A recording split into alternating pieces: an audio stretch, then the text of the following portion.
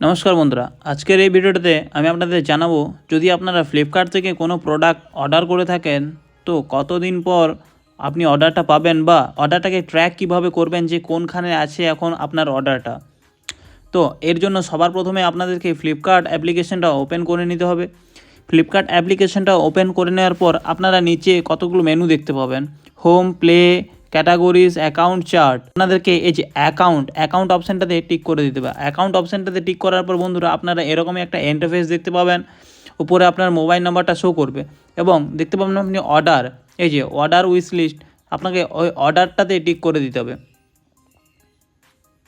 অর্ডারটাতে tick করার পর আপনি যে যে প্রোডাক্টগুলো এখান থেকে অর্ডার করেছিলেন সেগুলো সবগুলোই দেখতে পাবেন। তো আমি এখন আপাতত আপনাদেরকে যে রিসেন্ট অর্ডারটা করেছি সেটা কোথায় আছে এখন ট্র্যাক করে দেখাচ্ছি। তো এর জন্য সেই প্রোডাক্টটাতে টিক করে দিতে হবে। তো প্রোডাক্টটা টিক করলেই আপনারা এরকমই একটা ইন্টারফেস পাবেন এবং এখান থেকে আপনারা একটু স্ক্রল করে এই যে অর্ডার কনফার্ম, এখান থেকে আপনারা এই যে সি অল আপডেটসে টিক করে দেবেন।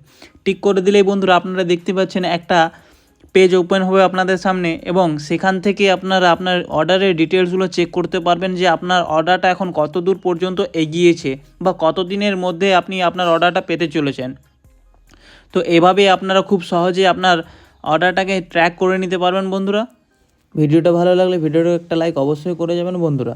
আর আমাদের চ্যানেলে যদি নতুন হয়ে থাকেন, চ্যানেলটাকে যদি এখনও সাবস্ক্রাইব না করে থাকেন, চ্যানেলটাকে অবশ্যই সাবস্ক্রাইব করে দিন, কেননা এই চ্যানেল থেকে আপনারা এরকমই ভিডিও পেয়ে যাবেন।